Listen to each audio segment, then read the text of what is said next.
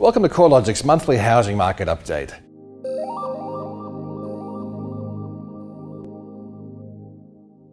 This month we look at the rate of capital gains up to the end of September 2016, and we examine some of the factors that have affected housing market conditions across the different regions. CoreLogic's September data showed a further 1% rise in dwelling values across the combined capital cities of Australia. That's following a 1.1% increase over the month of August and a 0.7% rise in July. The quarterly rate of growth increased to 2.9% across the capitals, which at face value is a strong rate of capital gains, but well below the pace of capital gains a year ago, when CoreLogic's Hedonic index was up by 4% over the September quarter. The strong September quarter reading for home values was pushed higher by a 5% surge in Melbourne dwelling values and a 4.5% increase in dwelling values across Canberra. Sydney, where growth in dwelling values has generally been nation-leading over the growth cycle to date, showed the third highest pace of dwelling value growth over the quarter at 3.5%. Highlighting the diversity in the market, 3 of the 8 capital cities recorded a fall in dwelling values over the quarter, with the largest decline in Darwin, where dwelling values were down by 4.5%. With dwelling values continuing to rise over the third quarter of the year across most of the capital cities, there's likely to be more focus on the factors that are driving growth across the housing market. Low mortgage rates are likely to be one of the factors providing some upwards pressure to housing demand. Mortgage rates have been cut twice now during 2016, with the most recent cut in August being the 12th reduction in the cash rate since November 2011. Australian borrowers haven't enjoyed mortgage rates this low since the early 1960s. Investors are also contributing a higher than normal level of demand to the housing market. The latest data from the Australian Bureau of Statistics shows that investors currently comprise 48% of new mortgage commitments. While that's down from a record high of 55% last year, it still indicates that housing investment is providing a higher than normal level of demand. The value of investment mortgages has once again been trending higher since May of this year.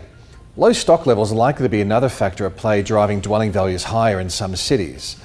Low stock levels tend to create some level of urgency in the housing market, with vendors holding more leverage over buyers at the negotiation table and buyers generally having little time to undertake their due diligence to make an informed and strategic purchase decision. Nationally, stock levels are approximately 2% lower than they were a year ago, but they're now starting to show the normal spring ramp-up, which will provide a timely test for the market's resilience to higher stock levels. The shortage of stock may also be contributing to lower auction volumes that have been a feature of the auction market this season. Despite auction clearance rates surging higher over the past few months, auction volumes have been tracking about 16% lower over the first 5 weeks of the spring season. Sydney's auction clearance rate's been consistently above 80% each week during spring, and the Melbourne clearance rate's been averaging in this high 70% range. Low stock levels are also contributing to a downturn in transaction numbers. Year on year, transaction numbers are down 11% nationally, with falls recorded across most of the capital cities.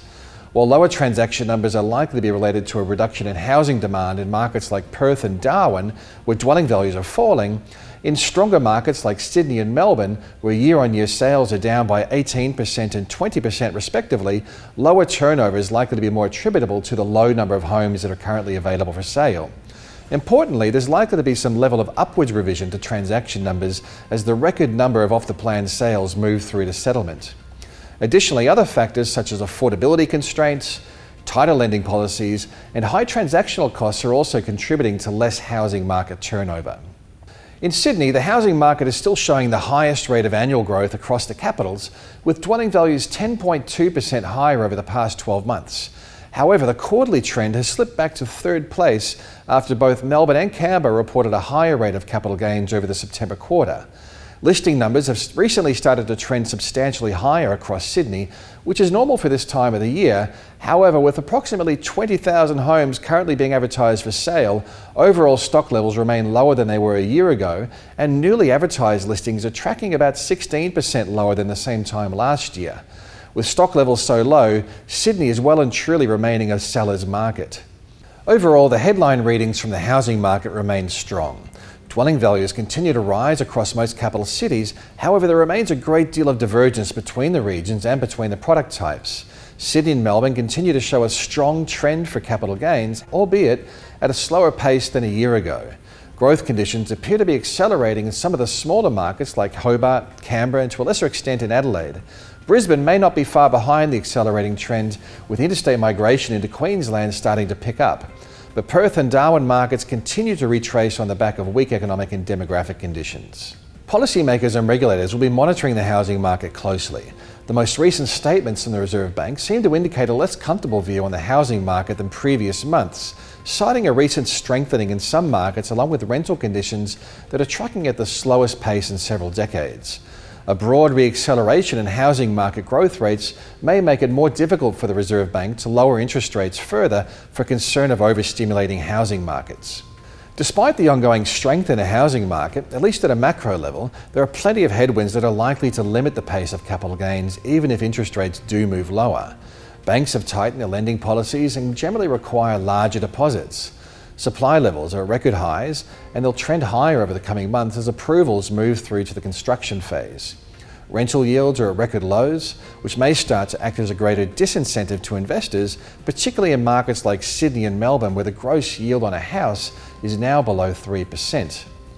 Housing affordability is becoming stretched, particularly in Sydney, where dwelling values have substantially outpaced household income growth. Additionally, offshore investors are now a smaller component of housing demand due to stricter lending policies and more scrutiny around foreign buying rules. Despite these headwinds, with conservative asset classes like cash and government bonds offering low returns and share markets remaining volatile, it's likely that housing investment will continue to be a popular option. Although gross rental yields are at historic lows, they remain higher than the rates for cash deposits and are quite attractive when you factor in the growth in home values as well as the yield, especially if investors are using larger deposits.